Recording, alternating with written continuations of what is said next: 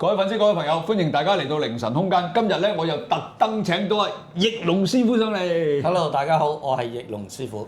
嗱，之前咧嗰集咧，阿奕龍師傅咧，其實係我要求嘅，因為奕龍師傅咧好多耍家嘅嘢㗎。不過咧，我就希望咧佢講風水啊。咁之前嗰集就已經講咗一次風水點樣擺位啊，聚寶盤點好處啊。嗱，奕龍師傅今日考下你啦，我就係啊，風水你擺得好啊，點樣招財啊嗰啲你就講咗啦。咁如果擺錯咗風水，放錯咗嘢，對身體會唔會有影響先？可以好大鑊，唔係啩？係啊！你有冇例子講嚟啦？俾啲粉絲聽啊？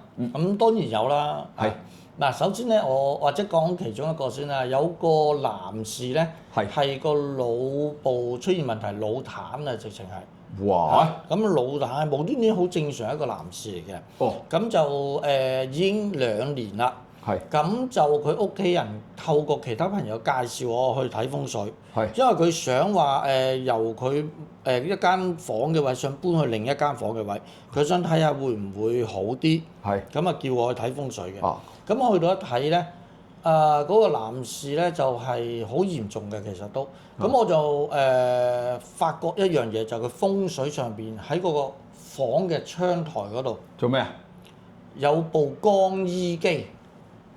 房嘅窗台放部乾衣機？係啦。咁奇怪？有冇諗過咁樣做啊？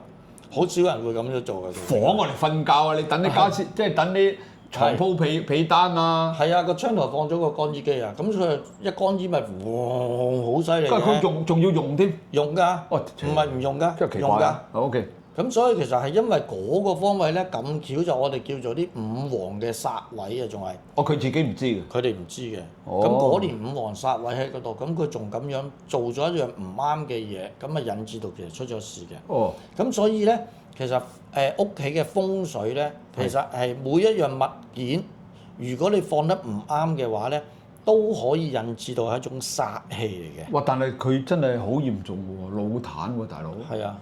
即係冇辦法咁呢個嗱，我就問啦，咁你頭先話佢個窗台放嘢啊，咁我哋窗台其實個窗台咁我哋房嗰度咁唔係放，喂係咁啊，唔係好合理嘅放個乾衣機啊嘛，係咁但係我哋都會放嘢㗎，咁啊得唔得咧？其實盡量唔可以放嘢嘅，係呢個真嘅窗台喎，大家都唔會知道呢樣嘢。哇！咁你我有樣嘢想講俾你聽啊，祖哥，因為我學咗呢套技術咧，我嘅師傅就唔係好想傳出去俾人知道。哦。咁但係我覺得咧，我如果講俾大眾聽嘅話咧，大眾知道可以提防一下，反為對大眾更有益。俾2個 like 你，俾2個 like。係。咁就係咩咧？就係話我哋嘅窗台上邊咧，唔可以擺啲大件嘅物件。如果擺咗啲大件嘅物件啊，譬如話舉例一部好大嘅電腦啊，擺個衣櫃啊，擺個抽濕機啊，或者咩，總之大型嘅嘢你擺喺個窗台嗰度咧，第一件引起嘅事最容易發生就係女性嘅胸部會有腫瘤。吓？咁大鑊？係。點解等一個窗台就會關個女性嘅胸部腫瘤？嗰個窗台家戶香港基本上都有㗎咯喎。係啊，其實我哋世界上嘅物件咧，都係有種叫形象感應嘅。哦，形象感應。係啦，咁嗱窗台嚟講，你諗下一個一間屋嘅窗台，你用鳥瞰圖望落去啦，突曬出嚟個平面係咪兩個窗台突咗出嚟啊？係啊。咪就好似女性嘅胸部咯。哦。係啦。咁樣。咁如果女性胸部你加啲一嚿嚿嘢喺裏邊，即係生 cancer 咯。冇錯。exactly 就係咁樣。咁樣㗎。係，呢個係真正嘅風水。係啦，即係其實我哋風水咧就唔係淨係用嗰啲九宮飛星啊、1、2、3、4、5、6、7、8、9咁飛嚟飛去玩呢啲嘢，唔係咁簡單嘅。哦，唔係咁簡單嘅。嗱，嗰個都係風水，但係嗰個係其中一部分嘅風水。哦。並不是風水嘅全部。哦。係啦，真正嘅風水咧，我哋要睇咗個環境係點樣，對個人嘅影響係乜嘢。哦。然後再計嗰個氣點樣去行，就係嗰啲九宮飛星啦。係啦，即係好似今年二仔入中咁樣去飛咁樣，即係咁樣去做法嘅。所以咧，呢個窗台上面擺咗啲大型物件啊，引致到胸部有腫瘤，呢個唔係一單嘅嚇，好多單。哦，即係你接嘅 case 裏邊好多單。好多單。哇！好在你提一提啲粉絲啫，真係，哎呀，真係。係啊，我試過有啲咧就有個客咧，佢就俾我睇個窗台點咧，佢放咗好多嚿咩咧，蟾蜍、又有咩唔知招財嘅乜嘢啦嚇，可能龍龜，有烏龜、有龍、有蛇、有鳳啦，總之擺到滿晒。冇錯，嗰啲咁嘅向住佢出邊。係啊，向住出邊又或者點樣？咁又有乜問題？咁我數下1、2、3、4、5、6啊5嚿6嚿啊5、6嚿，我話你係咪胸部有5、6粒咧咁樣？佢話係喎。哇！咁都得啊？係啊。哎呦，因為形象感應啊嘛，你放啲核突嘢喺度咪變咗咁咯。咁又唔係喎嗱，我又有啲唔明啦，葉龍師傅。咁啲窗台，你知香港地方細㗎啦，咁嘅雜物啊梗有少少㗎啦。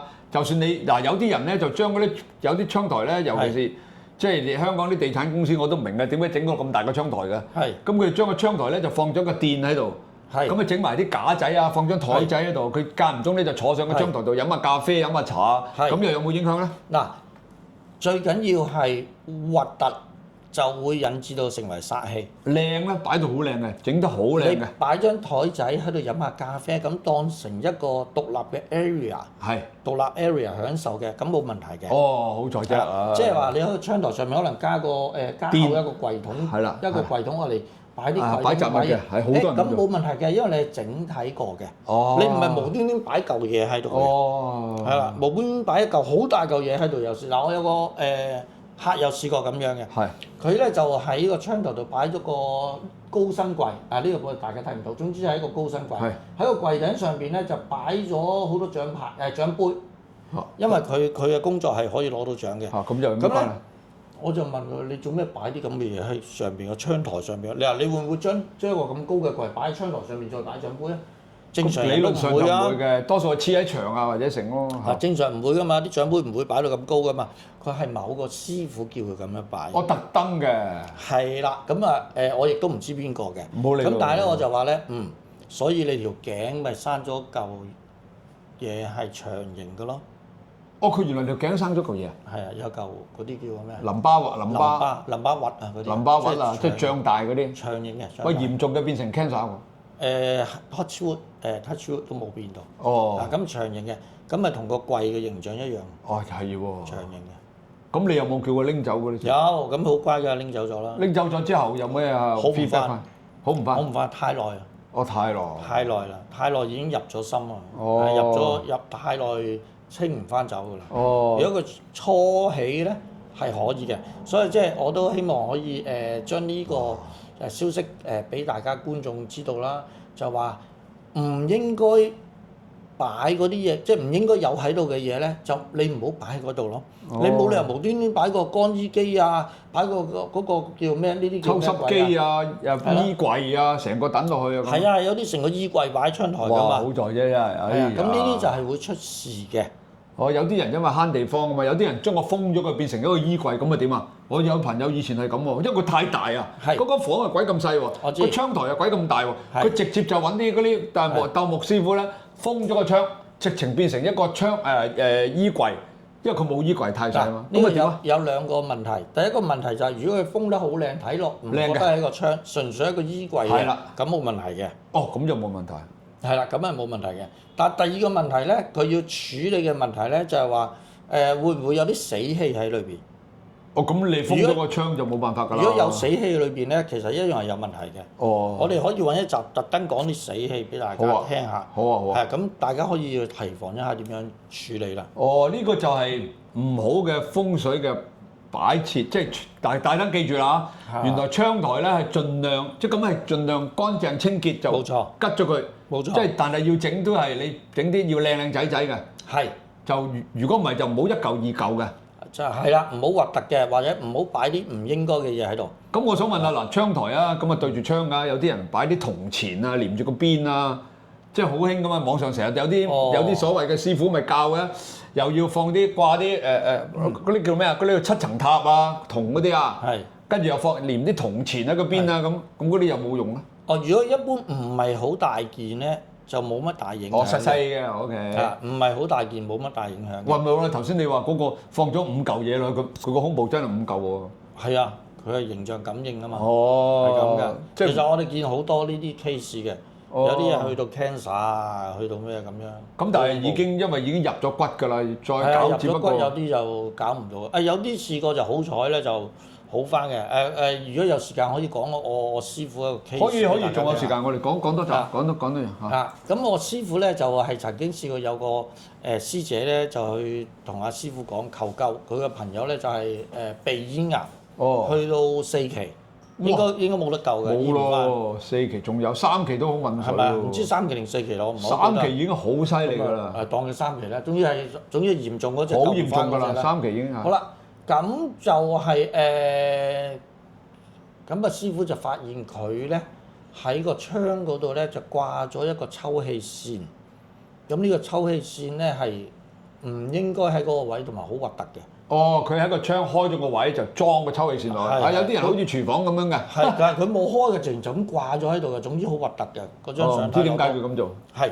咁就其實就當時阿師傅就俾咗個時間佢，揀個時間叫佢清走佢。清走咗之後咧，跟住其實佢就後期再去唔知幾耐啦，去醫啊，去 check 啦，覆診啦，冇事冇咗。哇！咁犀利啊！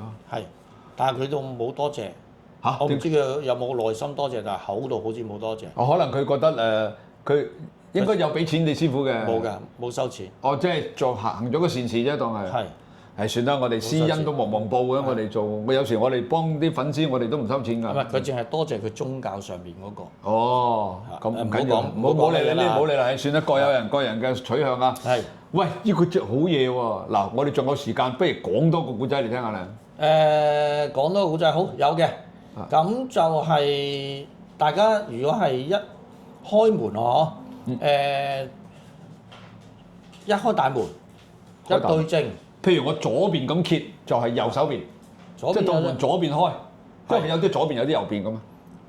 都得，呢啲都得嘅。其實咧嗱，總之咧，我哋就係如果你話我講咗呢個壞處先啦，不如。好講。壞處咧就係話一開門，我試過有個 case 咧，就係對正個廁所門，廁所門後邊就對正個馬桶，即係一開嗰度屋嘅大門就係對正個廁所，直情對住個馬桶。見到個馬桶，因為個馬桶如果嗰個門唔閂就見到個馬桶㗎啦。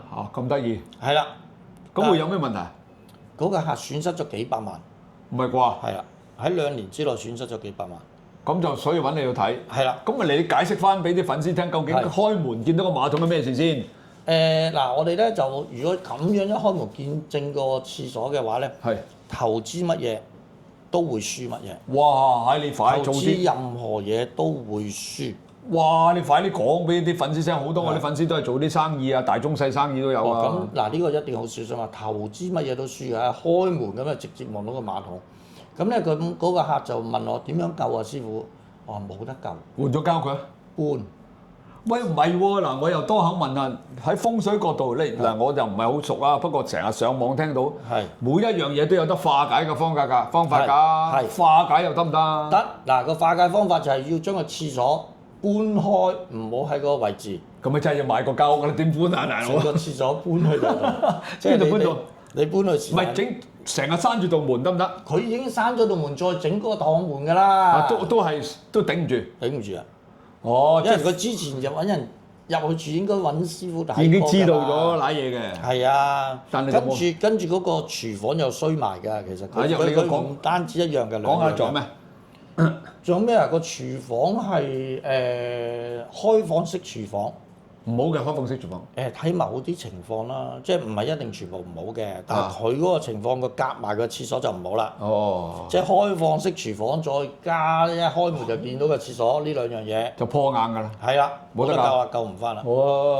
咁真係冇得搞喎，除非買一間屋嗰度。我叫佢你封翻個廚房咯，因為佢拆咗嗰埲牆去，正常開咗。我拆咗佢咯，咁將個廁所再去搬去第二個位咯咁。點搬先？廁所邊度搬嘅？太多工序啦，佢都係。不如買一間樓好過啦，邊有搞啫？而家租咗出去俾人住。